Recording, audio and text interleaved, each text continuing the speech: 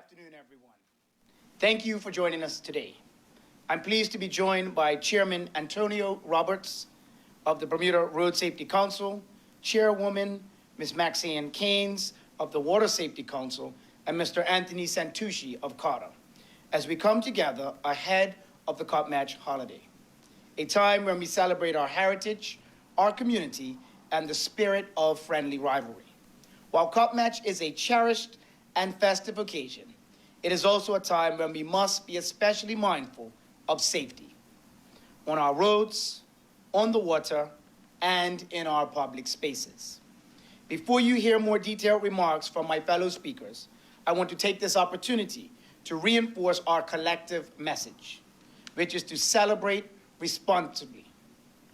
Chairman Roberts will speak shortly about the Road Safety Council's campaign, Alert Today, Alive Tomorrow.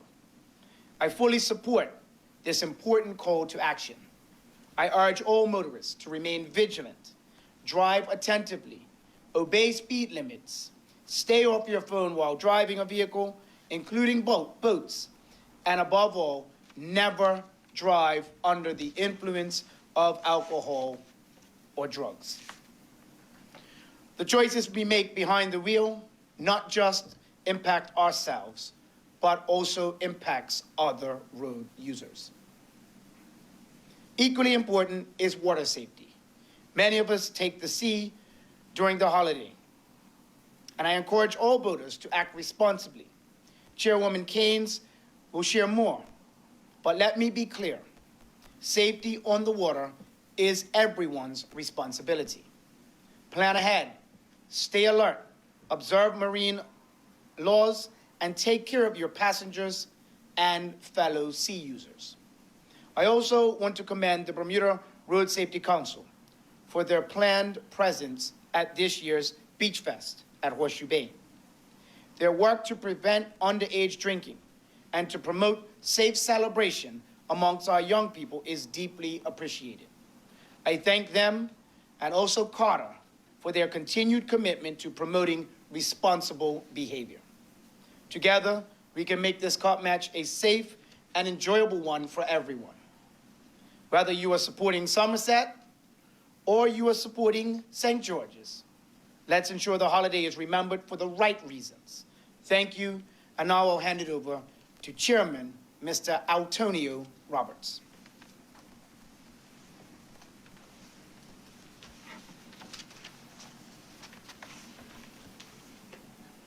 Thank you, Minister. Good afternoon, everybody. As we approach this memorable celebratory weekend, it is important that we focus on what matters, and it's the safety of us all. I want to go back to our June theme, Alert Today, Alive Tomorrow. It reminds us that the decisions that we make today help the decisions of tomorrow. So as we celebrate this weekend, as we enjoy 2 days of cricket, and as we enjoy time on the water, I want you to remind you that as you travel on our roads, some things that you need to remember. Here are the following. Stay safe on our roads. Buckle up while driving. Avoid distractions. Be diligent to pedestrians. And do not drink and drive. If you are working this weekend and you may feel fatigued, get a designated driver. It is important that each and every one of us take the responsibility of following these simple guidelines to help keep our roads safe. Yes, this is a celebratory weekend, but it's also a time that we see an increase of road traffic accidents. And this year, we do not want to see that. So our message to you today is the decisions that you make today affect what happens tomorrow. So we encourage you to enjoy this weekend. Have fun. Do everything that you want to do. But remember, whatever decision you make today affects tomorrow. And the risk that you take today It could be a bad risk or a good risk. So as I close in my statement today, Bermuda, let's make good risk, and let's enjoy this holiday season. And remember, what happens today affects tomorrow. Go Somerset. Very interesting.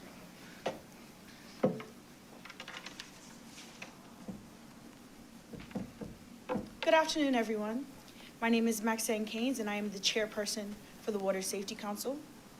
First and foremost, I'd like to thank Minister Owen Darrow for all his continued support and to the Water Safety Council. Cotton Match is one of Bermuda's most celebrated weekends, full of tradition, energy, and good times. But as we gather to enjoy it, we must each keep in mind that we have a role to play in safety, especially on the water. First, drinking and boating do not mix. It is not just risky, but it is illegal. Appoint a sober captain before you cast off, just like you would a car. And remember, every boat must have one life vest per person, no exceptions. Before heading into non-mariners, there will be checks to ensure that every boat has one life vest per person. They must be in good condition, and they must fit properly.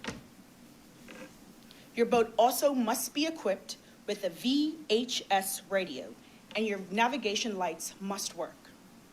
Safety equipment is not optional. Respect no-wake zones, especially when you're within 100 yards of land. Travel 5 knots or less. These zones are to protect swimmers, paddleboarders, and anchored boats. Jet ski riders, listen up. Jet skis are not allowed in certain areas. These are Mangrove Bay, Somerset Long Bay, Cambridge beaches. With large crowds expected, especially for non-mariners, do not overcrowd your boat. Whatever your legal limit is, please keep that number of people on the boat. Have a plan, know who's in charge, and always keep safety first. Let's enjoy this weekend, but let's do it responsibly. Thank you, Bermuda. Good afternoon, everybody. Cotton Match fever has taken over Bermuda, and it will attract thousands of people over the next few days. Governor Moore announces his departure and the incoming governor's arrival. The island, in 1616, erupted into a vibrant celebration known as the Perpetual Christmas. Meanwhile, law enforcement sprang into action, prosecuting under social hosting laws a case as early as 1616 against a couple who were permitting people to have excessive alcohol in the Sabbath. By 1627, the surge in popularity of the Bermudian drink known as bibi had reached an alarming levels, threatening to hinder home construction, which led the government to impose a strict ban. Yet, this did not diminish the spirits of the Bermudians. The same year, a new law was enacted to confront public drunkenness, holding bartenders accountable for the intoxication of their patrons. This decisive response came just 15 years after the English settled into Bermuda, demonstrating the community's unwavering commitment to preserving order and well-being amid these tumultuous times. Pray tell, it is now, however, 2025. The number of road collisions that have occurred this year is consistent with the average road collisions we have per year. CARTA, in collaboration with the Bermuda Road Safety Council and the Water Safety Council, have come together to educate individuals about the importance of making responsible choices. The partnership builds upon CARTA's long-standing commitment to support initiatives that promote responsible drinking and continue to educate the consumer. Beach Fest. CARTA will be on the beach the first day of Cotton Match, along with the Bermuda Road Safety Council, CARTA members of the public who are going to enjoy the beach. This is the 11th year for this program. This education initiative will further support the Bermuda Road Safety Council and the Water Safety Council summer education program, Risk Takers or Accident Makers. which urges residents to prioritize safety, enjoying the festive cup match and summer periods, socialize, do so in a safe and responsible manner. Taking risks while driving impaired is an avoidable one. And we urge all motorists and boaters to put a plan in place to ensure they get home safe. Remember, risk takers are accident makers. We wish the public an enjoyable and safe holidays. Always bus, cab, or designated driver, A, B, C, D. On behalf of CADA, the staff, and its volunteers, we wish Bermuda an amazing holiday weekend. As usual, go Somerset. Thank you. Thank you. At this time, I think we'll be open to any questions from the media.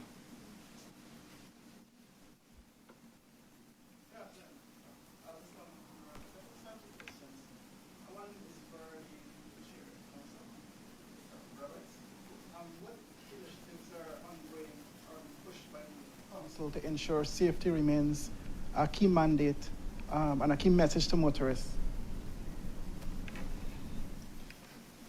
Thank you for your question.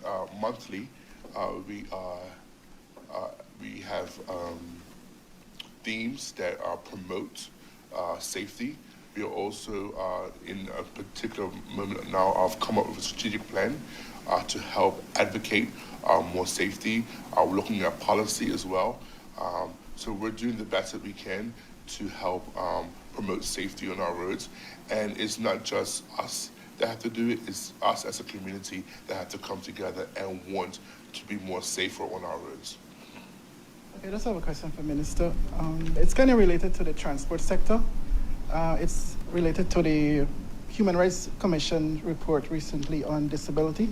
Mm-hmm. In its report, it said that the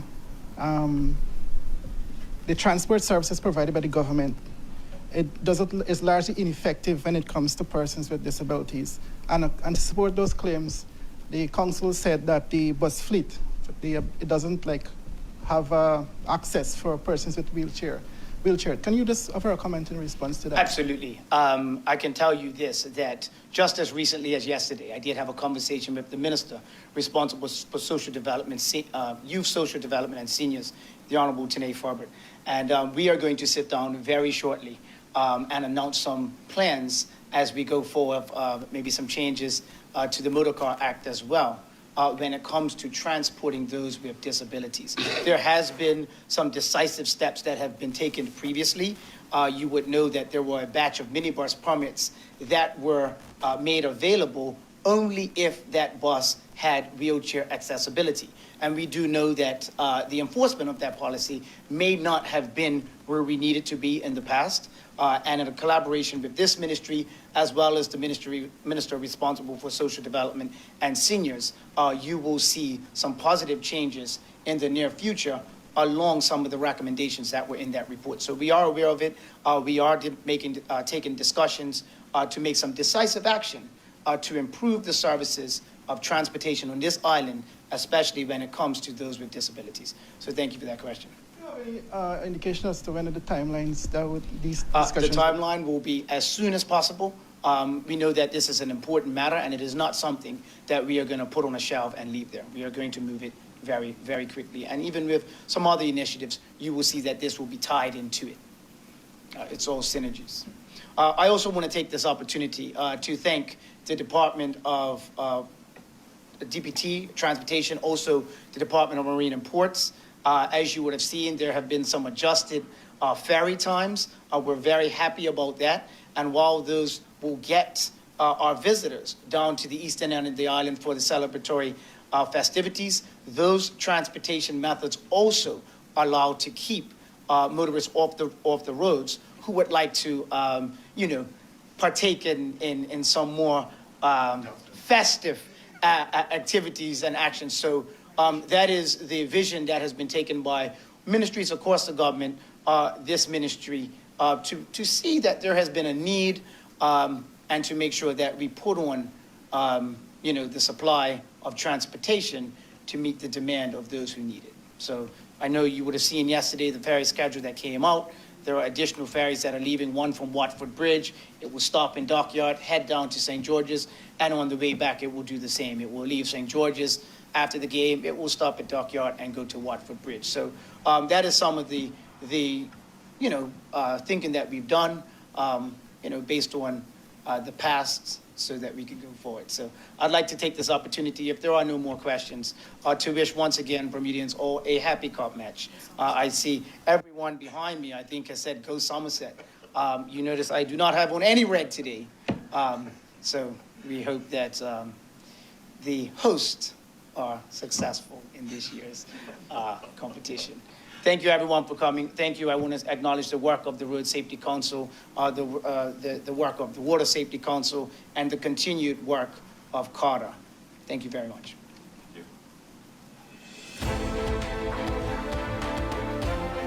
Good. Thank you, everyone.